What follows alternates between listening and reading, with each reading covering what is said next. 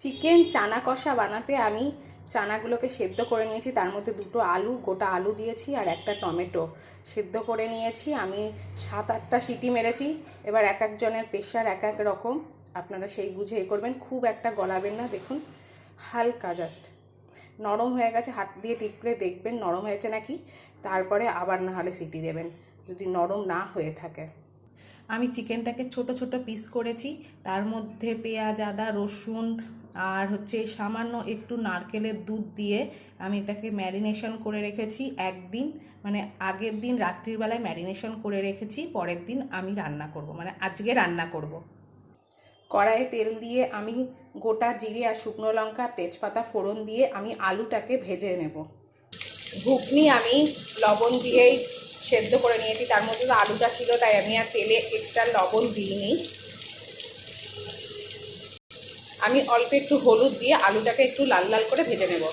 আলুটা সেদ্ধই হয়ে গেছে, কিন্তু একটু ভেজে নিলে ভালো লাগবে। আলু আমার লাল লাল করে ভাজা হয়ে গেছে, এবার আলুটাকে তুলে নিয়ে আমি চিকেনটাকে হালকা ভেজে নেব।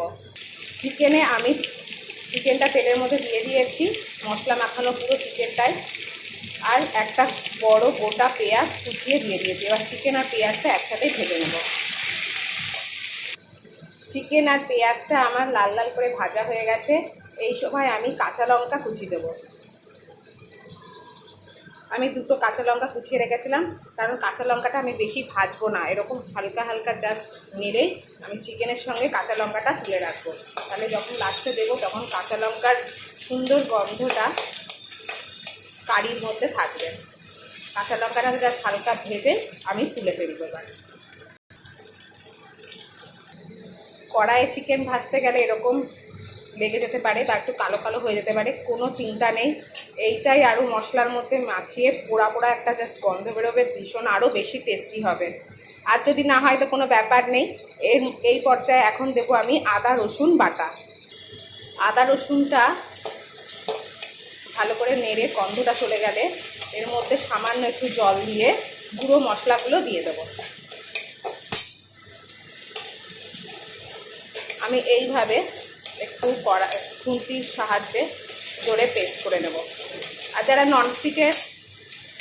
ননস্টিকে রান্না করবেন তাদের এটা অসুবিধা হবে না, তাদের এরকম লাগবে না। তবে আমার এরকম একটু লেগে লেগে গেলে এটা বেশি ভালো লাগে। এই পর্যায়ে আমি এবার জল দিয়ে দেবো, আমার কাঁচা গন্ধটা বেরিয়ে গেছে আদা রসুনে। এরপর আমি একটুখানি জল দিয়ে গুঁড়ো মশলাগুলো দেবো। আমি গুঁড়ো মশলার মধ্যে দিয়েছি এখানটায় লবণ, সামান্য একটু চিনি, ধনে গুঁড়ো, এই যে ধনে গুঁড়ো, আর জিরের গুঁড়ো, আর এটা চানা মশলার মানে গুঁড়ো। এটাই মেন মশলা, এটার জন্য টেস্টটা আরও বেশি আসবে। আমি এই যে সানরাইসের এই চানা মশলাটা ইউজ করি, এটা রান্নায় দিলে আরও বেশি টেস্ট আসে। মশলাটা আমার কষে গেছে, এরপর লাল লঙ্কার গুঁড়ো দেবো। গাইস, আমার লঙ্কার গুঁড়ো শেষ হয়ে গেছে, তাই আমি এটার মধ্যে জল ঢেলে দিয়েছি, এটাকে দিয়ে দেবো।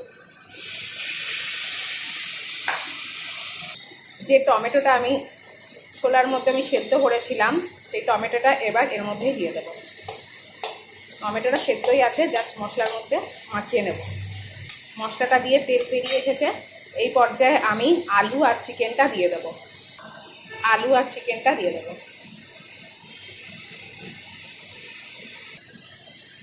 আলু আর চিকেনটা মশলার মধ্যে ভালো করে কষিয়ে নিয়েছি। এবার যে চানার জলটা ছিল সেটা আমি একটুখানি এর মধ্যে ইউজ করে আরেকবার কষিয়ে নেব। চানার জলটা ফেলবেন না, ওই জলটা দিয়ে মশলাটা আরেকবার কষিয়ে নেবেন, তাহলে খেতে আরও বেশি টেস্টি হবে।